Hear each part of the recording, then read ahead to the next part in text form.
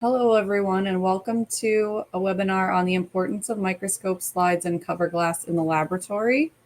My name is Rachel Rosenblum, and I'll be presenting with Robinson Anandakathir. I have over 13 years of experience in the biotechnology industry.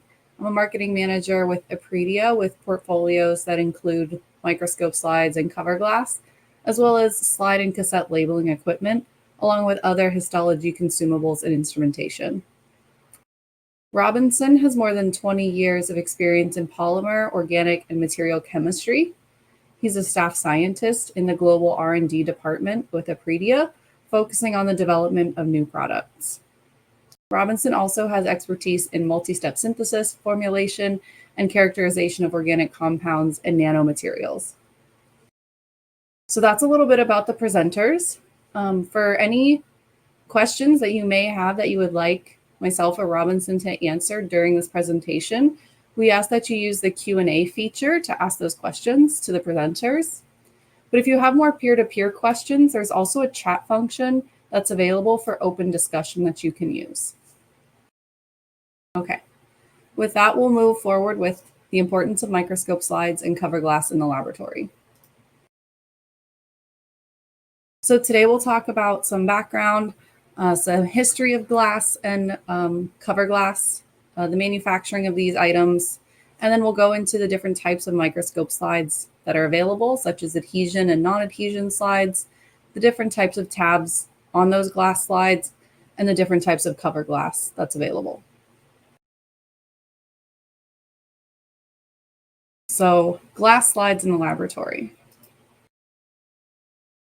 So we'll step back even further than the laboratory and talk about glass making itself.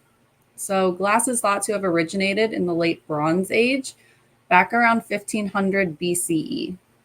But unlike today's glass that we think of that's clear and you can see through it, this glass was often opaque or saturated with color.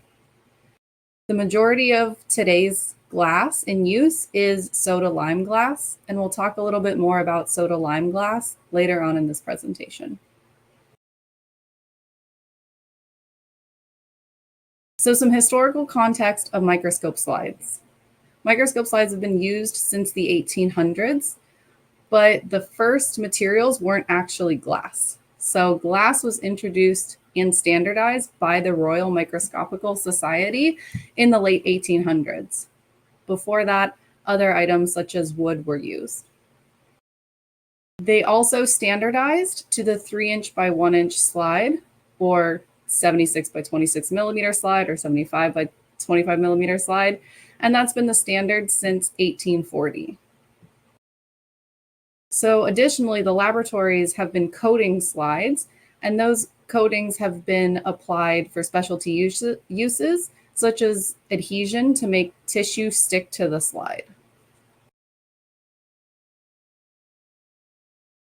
And so for cover glass, before the 1930s, cover glass was also made from the same soda lime glass that was used to make microscope slides. But it was replaced with borosilicate glass in order to reduce the deterioration of soda lime glass under humid conditions. So borosilicate glass can withstand temperature changes without fracturing compared to soda lime glass. And so even though we've been using this since the 1930s, the thicknesses of cover glass were not actually standardized until 1953, when that same standards committee of the Royal Microscopical Society specified the desired thickness of cover slips to be the 0.18 millimeter thickness.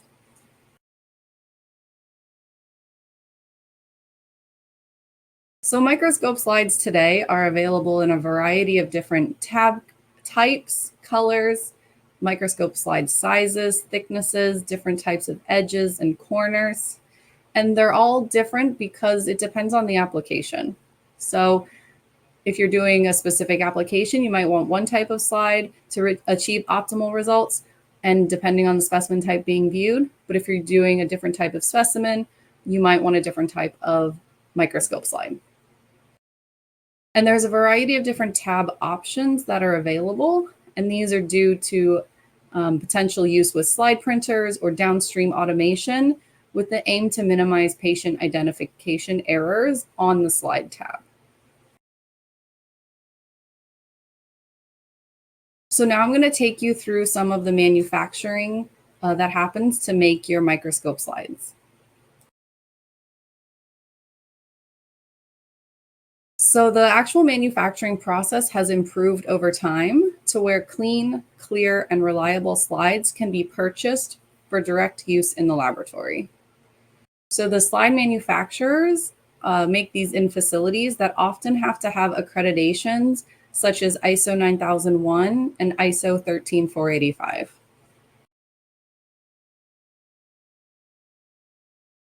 All right, so how is it made? Glass starts as a molten uh, liquid, and then that glass is floated onto another bed of molten metal, such as tin, or in the past, this was actually lead. And that creates a uniform thickness and a flat surface of a large piece of glass. So the thickness of the glass, because we say it can come in many different thicknesses, is actually controlled by which the speed of the glass is drawn off the bath of the molten tin. And the temperature of the glass sheets is then reduced so the glass can be pulled onto rollers. So the sheets then have to be cooled very slowly to prevent cracking. Remember, this is for soda lime glass. Then those glass sheets are taken and they're put onto a large conveyor belt so that they can be separated into individual large sheets of glass, and they are cleaned. So these sheets are cleaned from any debris that may have collected onto these large pieces of glass during that floating or cooling process.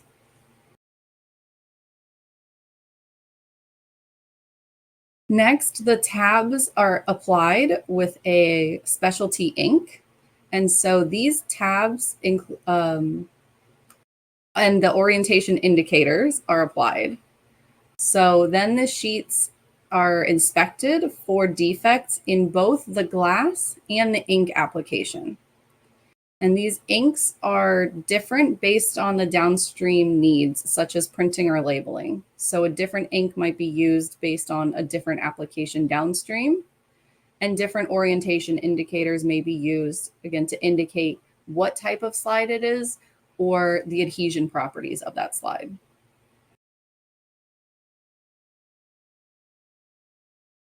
Then these very large sheets are cut into that standard size that's been used since the 1840s. These slides can be cut into 76 by 26 by 1 millimeter or 3-inch by 1-inch by 1 millimeter thick. They can also be cut into larger sizes for hole mount sections, and then cover glass is cut into much smaller pieces based on the utility downstream. Then once these are cut into the appropriate size, the edges are smoothed. So we want to make sure the edge is smooth so that the person handling the slide doesn't get cut. And then the other additional part of smoothing the edges is creating clipped corners. So we'll show more about clipped corners in a later slide.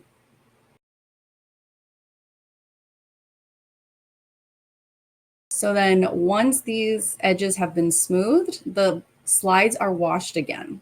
So this removes any additional debris that may have happened during the cutting or smoothing process. And then the method of washing can actually impact the slide performance in the laboratory. This is where you can treat the slides to potentially increase slipperiness between the different slides. So let's say a blood smear can be applied more easily, or this is where you can actually add adhesion treatments. And we'll learn about the chemistry of adhesion treatments later. And this is where it happens during the manufacturing process. Then the slides are dried and packaged. So historically, slides are packaged 72 slides in each box, or what's called a half gross of slides. But slides are also available in packages of 50 or 100 slides per box. And again, many of the sales of slides are still by the gross, which is 144 slides. So it just depends on how you're using the slides downstream as to what type of packaging you would want to see. And then lastly, the boxes of slides are then packaged into cases of slides for shipment. So the slides should be stored in temperature controlled environments as to not damage this glass that we've worked so hard to put into these cases. So next we'll talk about some properties of microscope slides and cover glass. So some characteristics of the microscope slides you might often hear referred to as green glass or white glass. So white glass are slides made of low iron, optically clear soda lime glass. So green glass is historically cheaper and not as transparent due to a higher iron content. So the green color, when we talk about quote unquote green glass, is actually the shade of the color when looking at the slides in a half gross box or a gross box. And again, this greenish color comes from a mixture of ferrous oxide and ferric oxide in the glass itself. So in the molten glass, there is additional iron content, which creates the appearance of green glass at that half gross size. Why this is important is because the spectral transmission of the glass is affected by the iron content of the glass. So here we look at the difference between three types of slides, or three samples of slides, and the average transmittance of light versus the amount of ferric oxide in each of those samples. And what we can see here is as the amount of ferric oxide increases, the spectral transmission decreases. So the amount of light being let through a piece of glass is less when the iron content is higher. So again, this is critical for downstream applications when you're looking at a slide and you want a consistent amount of light transmitted through the glass. It's critical to have low iron content in those slides.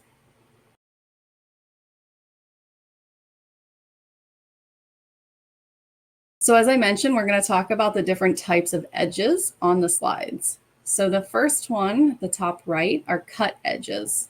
These feature none of the smoothing process that I mentioned earlier, and they're usually rough and sharp to the touch. So this could potentially indicate issues downstream when someone is handling the slide and they could get cut. Another type is ground edges with 90-degree corners. So this is the finely ground process on all four of the edges, and each of those edges is 90 degrees. Whereas the ground edges with clipped corner mean that all the edges are still finely ground, but the corners are cut to 45-degree angles. These can often be used in some automated slide printers or used for blood smears. They have a variety of uses. And then lastly is a type of slide that is ground to 45 degrees with a beveled edge on the side. And then they also have clipped corners, so 45-degree corners. So double type of 45 degrees here. So again, beveled edges and clipped corners. So with that, I'm going to open a poll question. And so what we would like to know are what type of slides are more commonly used in your lab? So do you see more cut edge slides? Do you use ground edges with 90-degree corners? Do you use ground edges with clipped corners, like those 45-degree corners? Or sorry, the ground 45-degree edge beveled with clipped corners? So go ahead and answer that question in the poll. And once we have a few more answers, I'll publish it so we can all see what the most common type of slides being used in the lab are today. I'll wait just another few seconds before I push the result. It's really interesting. It's pretty close between a couple of them. So you'll see in the poll that the majority are using ground edges with 90-degree corners, but there's a little bit of edging out with the cut edge slides over the ground edges with clipped corners, and our poor beveled slides coming in the last.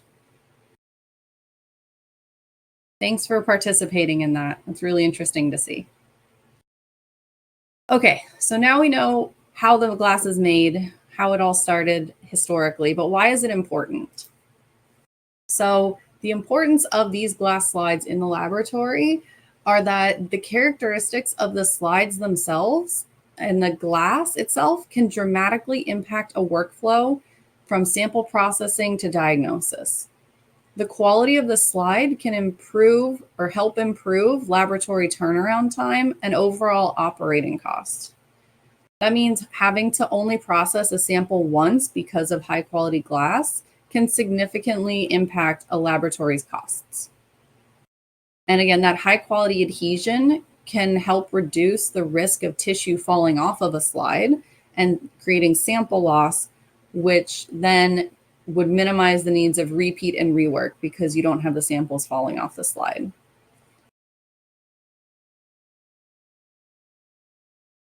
Another key piece is slide organization. So slides are available in a variety of different colors. And so these can be used to help laboratories organize better and find samples more efficiently. So these tab colors can be used to organize in any system that the laboratory defines. This can be by tissue type, by specimen origin location, by stain type, by first cut or recut. It really depends on the laboratory's method, how they want to manage this.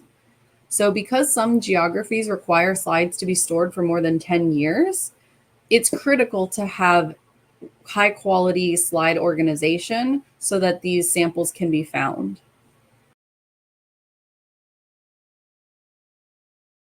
But it's also important to handle the slides correctly in the laboratory.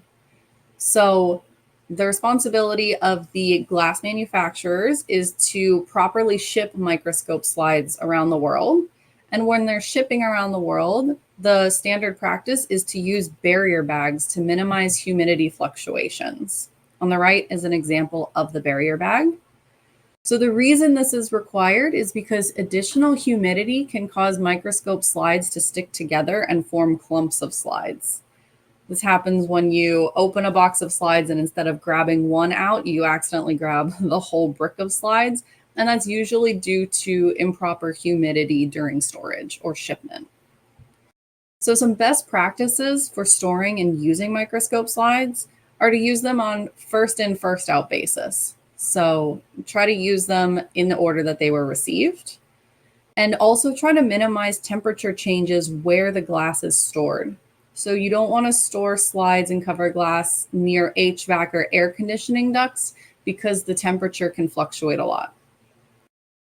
It's also good to allow glass to equilibrate to the room temperature where it will be used for 24 hours before use. So bringing out the slide box you're going to use today, will help those slides acclimate to the temperature at which they'll be used. You'll also want to store slides in the original packaging and not move them into another type of device that might be open to humidity or temperature fluctuations.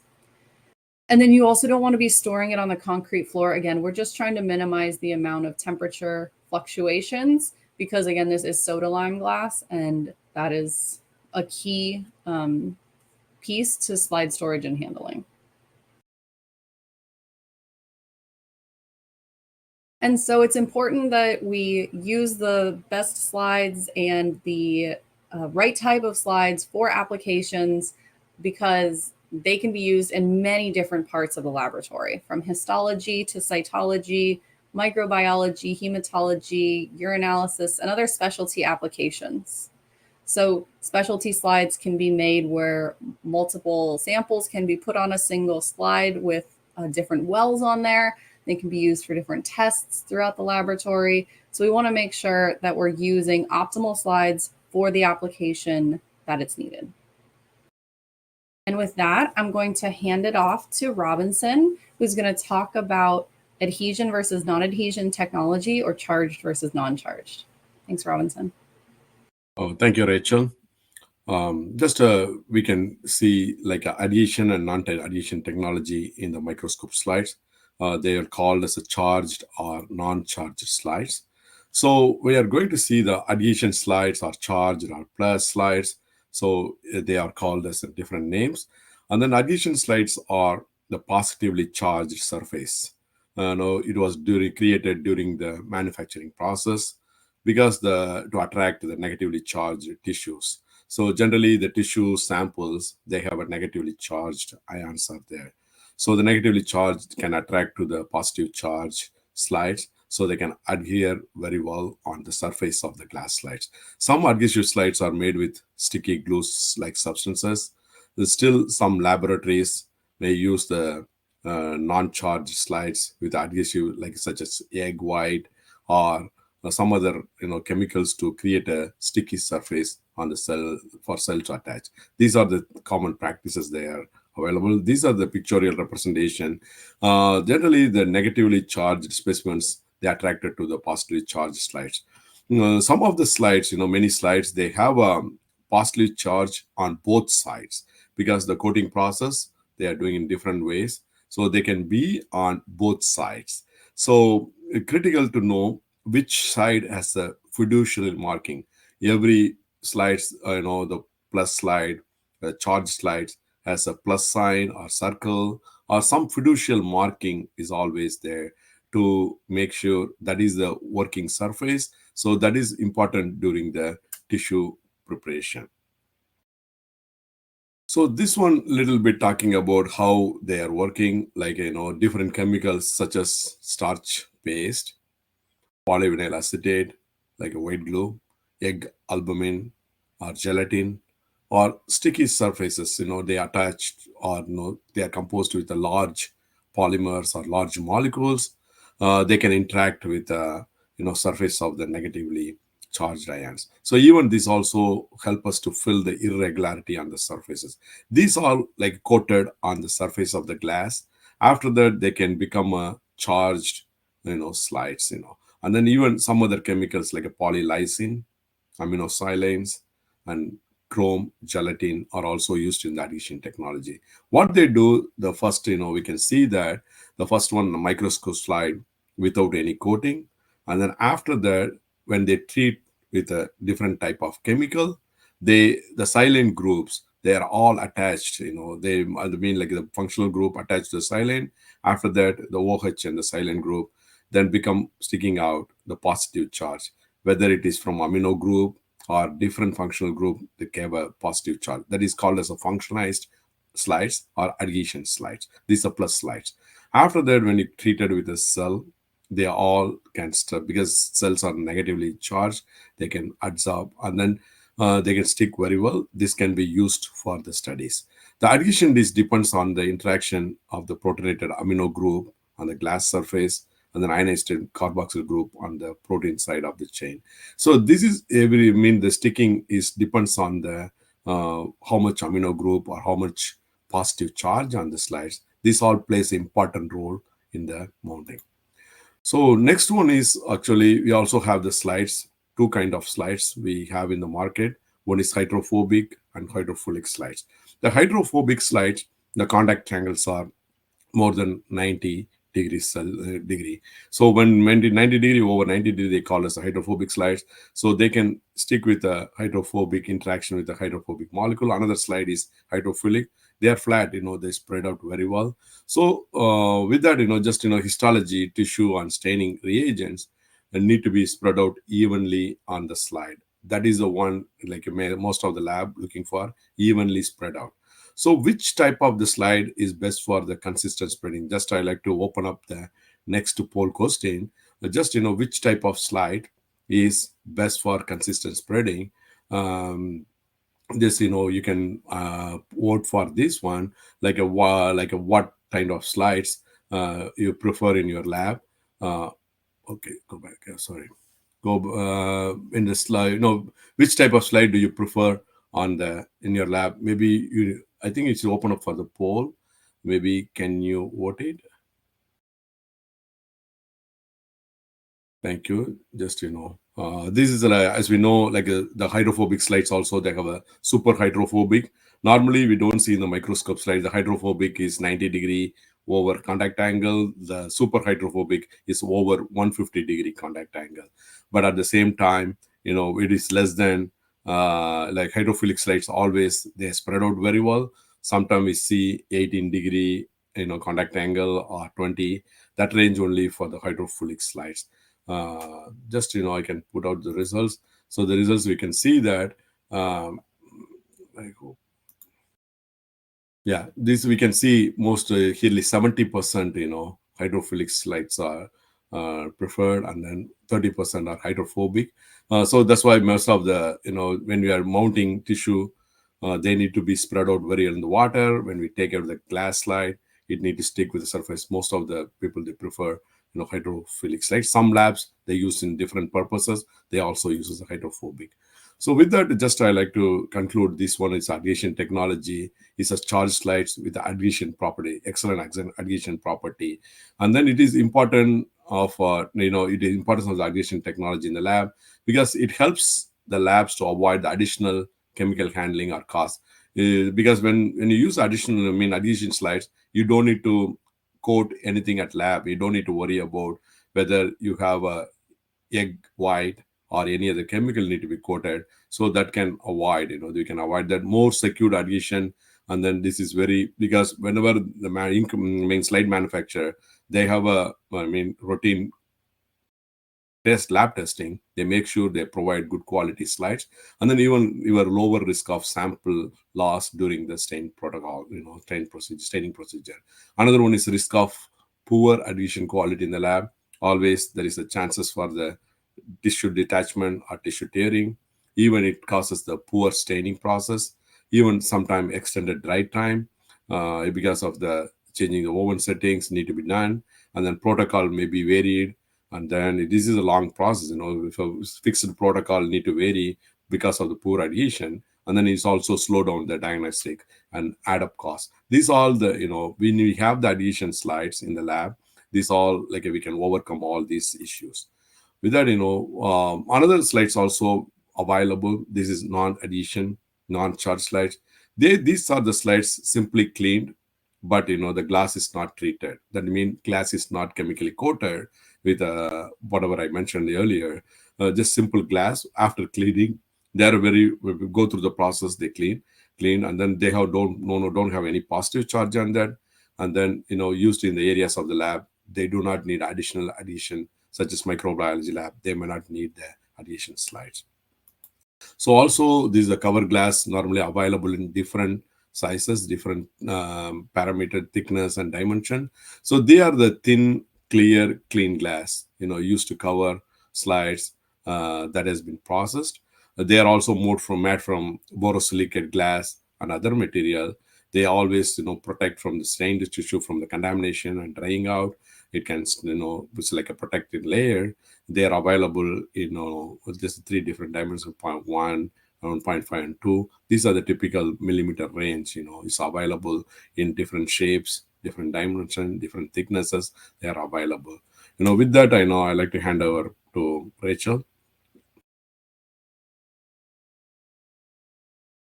Thanks, Robinson. So with that, we'll go through a variety of different types of slides that might be found in the laboratory and what they might be used for. So first is a general high quality adhesion or charge slide. So these are slides with excellent adhesion properties like Robinson was explaining, and they're often used on automated staining platforms. So you'll see these in histology and cytology and immunohistochemistry, and they can be used on those platforms reliably because you're confident that the tissue will adhere to the slide with that high quality adhesion or charged property. The next type of slide is an optimized printing slide for laser technology.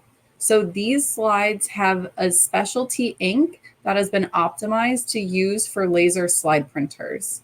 So in a laser printable slide, you'll have additives in the ink. In this case, in the picture, the pink ink that's on the slide, that can react with a YAG laser to produce indelible marking on the slide tab.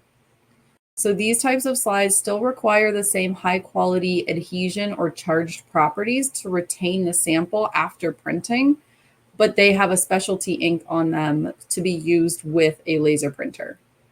So it'll have the same applications of histology, cytology, immunohistochemistry, among other things, but it'll have optimized printing tabs for laser technology. While the next type of slide has optimized ink for thermal transfer printers. So thermal transfer printing requires ink that has a very smooth surface so that when the head of the printer comes into contact with the slide, the ink is very smooth and you can have a high quality print on the tab of the slide with the very smooth ink. Again, the adhesion properties are still required to be that same high quality adhesion property and that same charge so that your sample your slide retains the sample after going through the printer. So again, it has the same applications, but a different type of ink on the slide. Again, thermal transfer slides, you can even feel the ink is smooth compared to other types of slides that are not used for thermal transfer printing, such as inkjet printing slides. So inkjet printing optimized slides are different in that the ink is designed to absorb materials from the inkjet printer. So when an inkjet printer puts liquid ink onto the slide tab, it needs to be able to soak into the ink and have that ink be quite porous so that it can stay there and then be cured by like a UV light. And so the ink here needs to be much different than a type of slide like a thermal transfer printing slide. Additionally, many of the inkjet printers themselves require clipped corners. So you'll see a lot of inkjet slides have clipped corners to be compatible with the printers, and also downstream stainers that also require clipped corners. Again, these slides still require the same high quality adhesion and positive charge as the other slides we've been talking about. They just have that specialty porous ink for an inkjet printer. So it has the same applications. Next is a different type of printing slide made for slide etchers.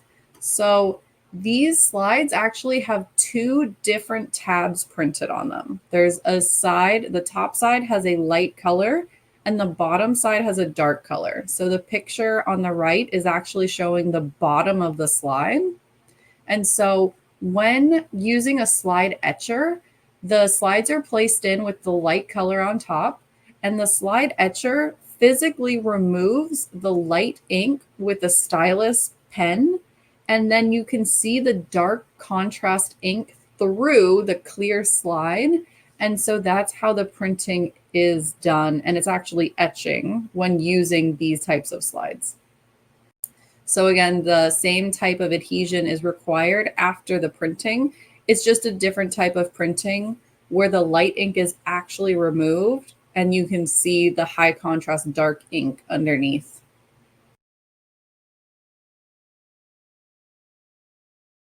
So then now we can talk about a different type of chemistry. So again, there's the adhesion chemistry we were talking about before, whereas this is a poly-L-lysine chemistry, which is just a different type of adhesion coating derived from poly-L-lysine.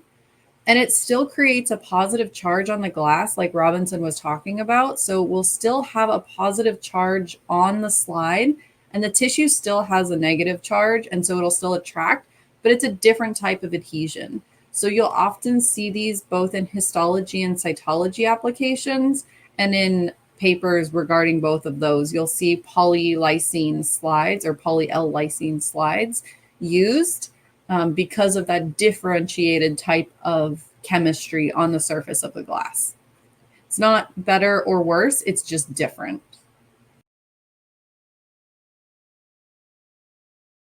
Next, another type of adhesion is a type of, we can call it extra strength adhesion. So this is another differentiated adhesion technology where the slides actually go through an additional treatment with the adhesion chemistry that they used the first time. And it creates a specialized surface so that you can use for hard to hold tissues and frozen sections. But because of the specialty extra strength adhesion chemistry, these slides are often packaged in specialized and specialty packaging in order to keep the slides separate from each other and risk the potential of them becoming a block of slides and to not have that happen. So you'll often see extra strength adhesion slides in specialty packaging. So again, the applications are a little different here. These can be used for frozen sections, which are potentially hard to adhere to traditional slides, traditional adhesion slides. And then these can also be used for hard to hold tissues like bone, brain, breast, or skin. So let's say your lab is processing a lot of bone samples. It might be interesting to see the difference between a traditional adhesion slide and an extra strength adhesion slide and see how the bone samples are processed downstream. So again, these types of slides are ideal for special stains or immunocytochemical and in situ DNA hybridizations on these different types of tissue types because of that differentiated adhesion technology.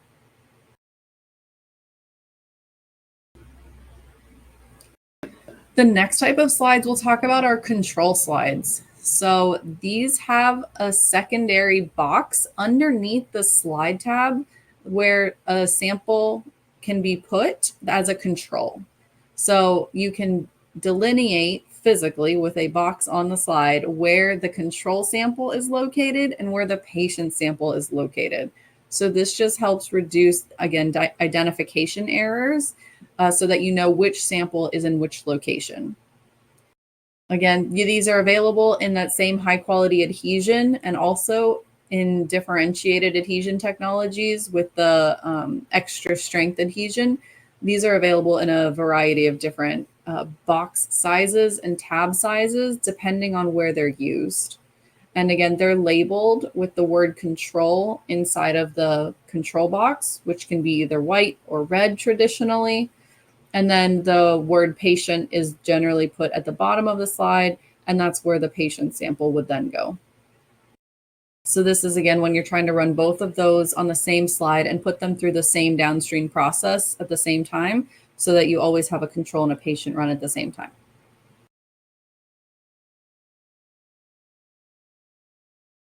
Next are the non-adhesion slides. So these are general use slides with a high quality slide tab.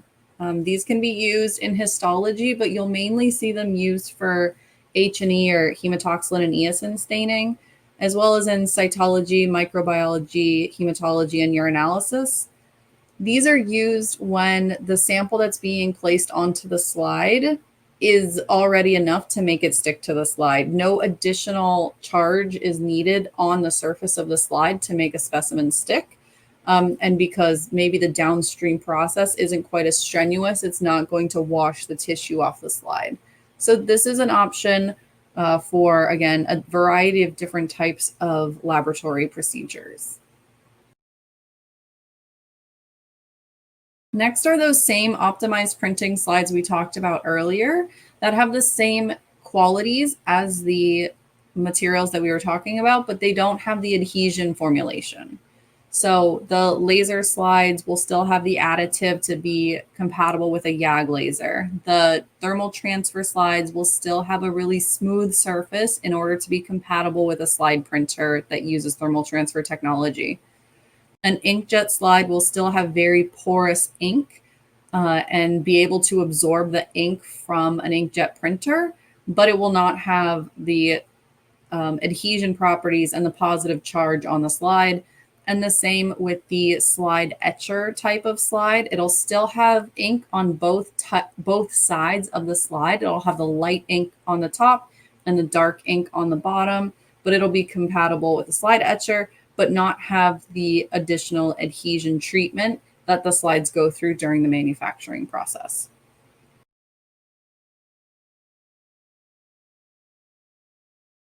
So that brings us to plain and frosted slides. So when I talk about plain slides, I mean like the picture at the bottom right that has no tab on the slide itself.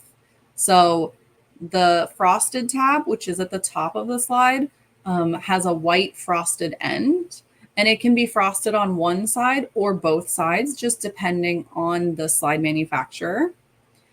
And there used to be a technique that was used to create frosted slides called sandblasting, but it turns out that the sandblasting procedure was harmful to the workers actually performing it. So you'll see that the majority of frosted slides today use an ink or a coating at the top of the slide, and it's not the sandblasting which created that frosted mechanism at the top of the slide.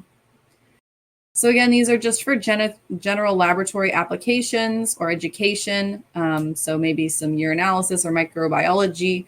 And the frosted slides can have handwritten information on the tab. So this is not specialty ink. It's not especially porous. It's not tested for how smooth it is for thermal transfer printers. But you can still write on these slides with a marker or a pen or a pencil, depending on your downstream application and which will interfere with it the least amount. There are also fully frosted slides that can be used for fluid specimens and sometimes in cytology. Again, historically, these were fully sandblasted slides, but today you'll see a fully frosted slide is usually an ink application across the full slide.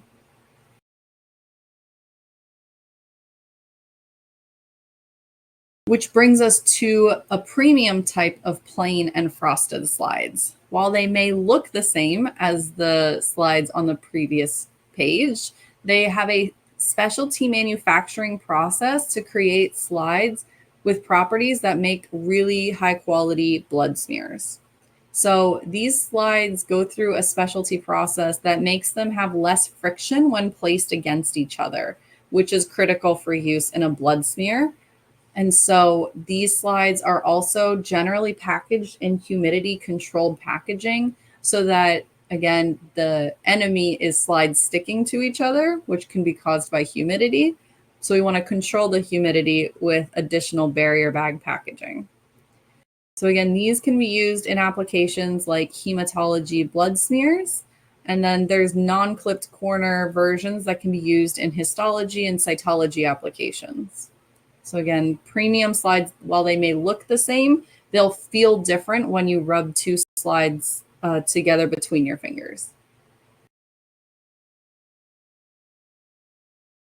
Which then brings us to cytology slides. So there's a wide variety of cytology slides in the market today. There's versions with a single circle. There's some with two circles on them with differentiated circles. So a single line surrounding circle number 1 and double line surrounding circle number 2. So you can see which sample is which. And then a masked option that's available as well.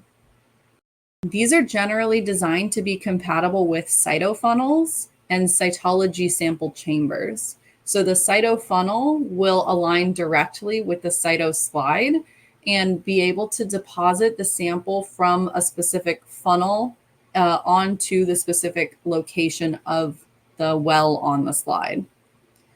So these are available in that same high quality adhesion or charged properties in order to retain the cells, but they're also available in non-coated or non-adhesion varieties. Again, in the case that the sample that's being put onto the slide already is stable and sticking to the slide and is not washing off, then that's when the adhesion properties are not necessary. So these slides are generally used with customers performing cytology with cytocentrifuges. And again, it depends a lot on the cytofunnel as to which cytology slide or which cytoslide you'll be using. Next are large format slides. So you'll see these with adhesion and non-adhesion varieties and available in a variety of different sizes and thicknesses. So it really depends on the application of what you're using these for as to which option you would want to use. They're available in plain and frosted options. So you'll see them with no tab, and you'll see them with a white tab, again, a white ink tab that can be used to manually write on with, again, a pen, a marker, a specialty tool that you might want to use that doesn't interfere downstream. Excuse me. And so it's critical that these are available for used in hole mount sections because additional space is needed when creating very large specimens on slides. Then we also can talk about specialty printed slides. So these look significantly different than everything we've been looking at today, but these have a masking to block out the light, usually from a microscope, so then you can easily localize cells in an identifiable location on the same slide. So often these wells are marked with numbers, so you can see 1 through 8 on the image to the right. And so this makes it so that multiple samples can be run on a single slide in these individual wells. So this masking needs to be extremely hydrophobic. So I know we've been talking about hydrophilic slides and we want samples spreading throughout the slide generally. But here, when you're talking about putting multiple samples on a slide, the masking needs to be hydrophobic in order to not let the samples run between the wells. So the feature of that mask, again, is to prevent the cross-contamination of multiple specimens on the same slide, and you don't want them crossing into the other wells. So you'll see these in diagnostic kits and other specialty applications where you're putting multiple samples on a single slide and running a test.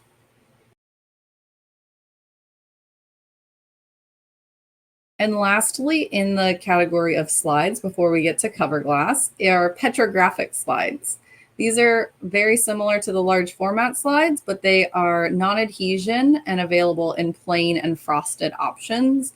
And their application is to mount really thin sections of rocks and minerals or other building materials, but also bone. So you'll see a variety of different petrographic slides available today.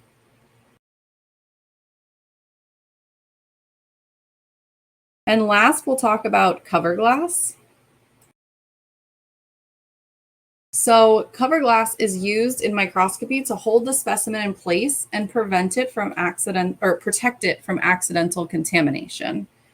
So some key features when you're looking at various types of cover glass are the spectral transmission. You want it to be really high and be able to let as much light through as possible. But you also need to have the refractive index finely adapted to the microscope objectives because you're looking through the microscope objective through the cover glass to the specimen. And so there's many different sizes and thicknesses. And so as Robinson showed earlier, there's standardized thicknesses of number 1, number 1.5, number 2, number 0. There's many different ones. And again, calling back to the history that we learned earlier, where the Royal Microscopical Society decided that 0.18 was the thickness that everyone would be using. That's the number 1.5 cover glass. And then this is available in rectangles, squares, and circles, and many different shapes that are needed in the laboratory. But there are types of specialty cover glass. So specialty cover glass is often used for automated cover slippers. So this specialty cover glass is designed and manufactured to increase slipperiness between the pieces of cover glass so that it can reduce the chance of two pieces of cover glass getting stuck together and then potentially jamming an automated cover slipper. So many different companies have proprietary manufacturing techniques for these different types of cover glass, the specialty cover glass specifically. And so these are, again, special for that automated cover slipping. And these are generally sold only in the rectangular shape because it's mostly for automated cover slipping. And so you'll see these come in different cartridges for those automated cover slippers, but the actual cover glass inside is that extra slippery cover glass. So in summary, just wanted to remind everyone that for microscope slides, it's really critical to have high quality glass and that starts with the manufacturing, because that forms the basis of all of the laboratory testing that's performed on microscope slides. And the adhesion technologies can differ, but it should be optimized for your specific application. So just because one type of slide doesn't work doesn't mean another type of adhesion technology won't work. And there's many different slides available for choosing. So again, testing and choosing the right one for your application is really important. For Coverglass, consistent dimensions and thicknesses are essential for manual and digital microscopy. And it's critical to have high spectral transmission for reliable microscopy results. And you can use specialty cover glass on those automated cover slipping solutions. And again, for applications, microscope slides and cover glass are used in many key laboratory functions all throughout the laboratory. And the quality of the glass, both the slides and the cover glass, is critical for downstream interpretation. So with that, I will look at the Q&A function and see if there are any questions that Robinson and I can answer. If we are not able to answer your question at this moment, we get emails of the questions as well, and we can then answer those via email. So there's a question of, is glass dust used in the manufacturing and packaging to prevent slides sticking together? So actually, interestingly, there is a process after the washing and drying that there is an application of a material to prevent the slides sticking together. So it's not dust per se. Dust would come from like a cardboard package or something that's like disintegrating and getting in between the types of the slides that you have in there. But there's a specific, I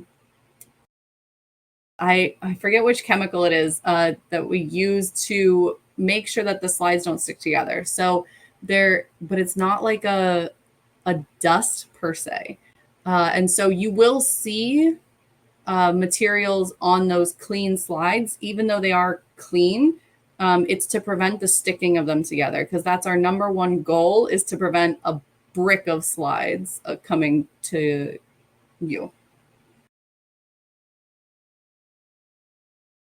Okay. We have another question also, Rachel. I think question number 2. Yes. So for question number 2, it says our lab does a lot of wet mounts from liquid cultures, and they have to seal the edges with nail polish.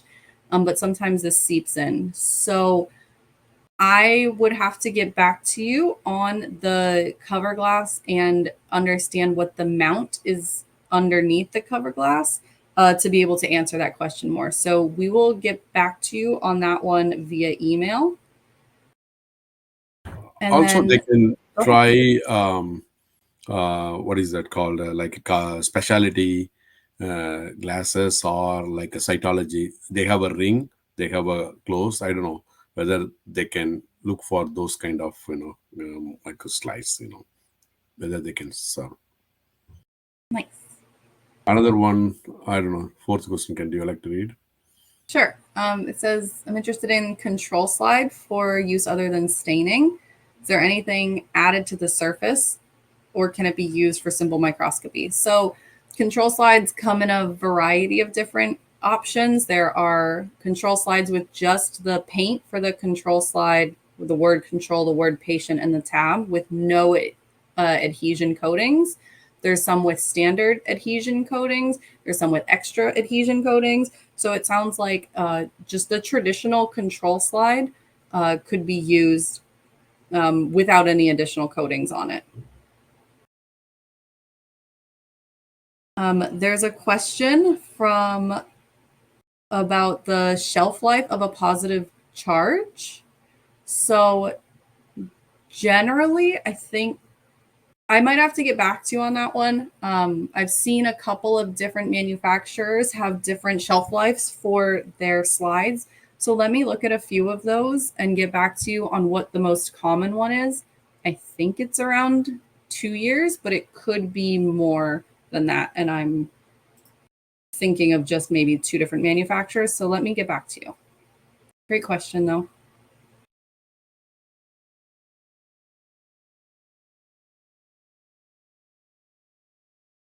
So while we're adding a couple of different questions to the chat, I'll just go through the content. Here was provided by Apredia. Just so you know, we are a high quality slide manufacturer that's always investing in new glass manufacturing technologies. We are the manufacturer of Superfrost Plus, SlideMate Plus, and Super Slip cover slips, among other popular brands. We have redundant manufacturing locations for different types of slides and cover glass. And we do produce optimized slides for histology printers such as SlideMate Laser, SlideMate AS, and SlideMate Pro.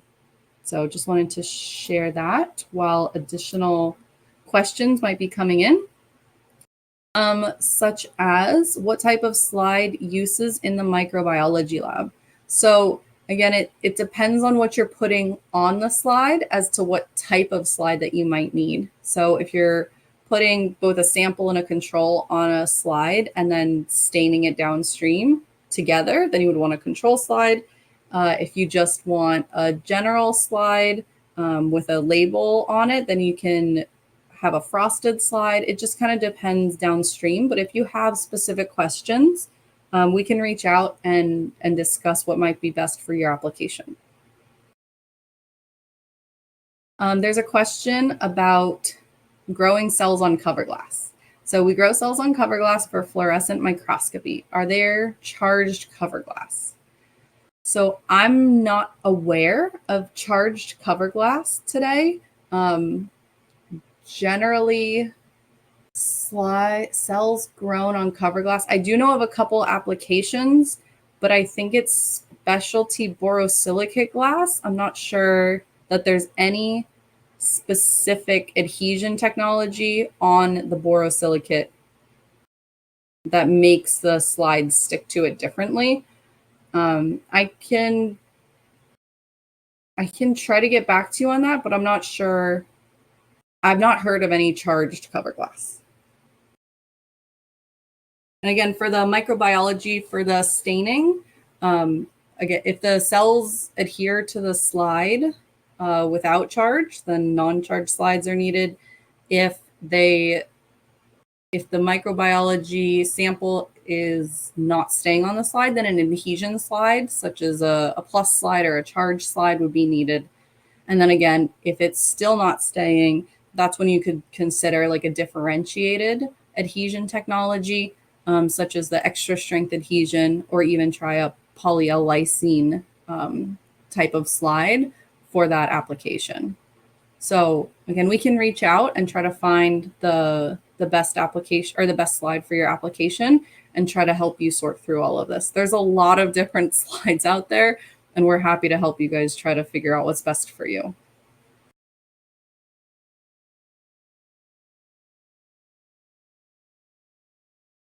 So Robinson and I will stay on for another 2 minutes to answer any additional questions that might come in. But thank you all for joining the webinar today on the importance of microscope slides and cover glass in the laboratory. We hope you learned a lot and are able to share and discuss this information with additional people. So thank you all for joining.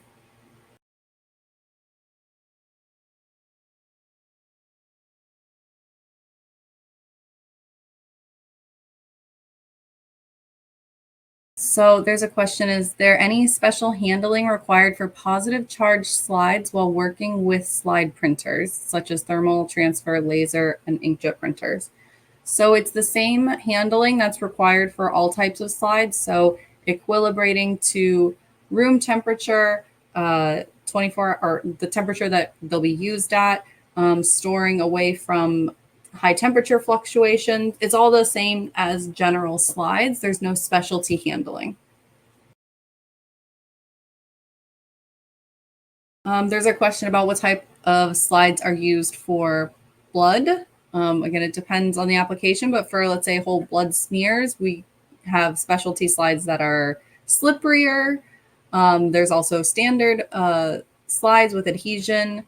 If you want to put multiple samples on a slide, Then you can use a slide with multiple wells. So it all depends on the application of the actual slide that's being used. But we can help you try to find that out.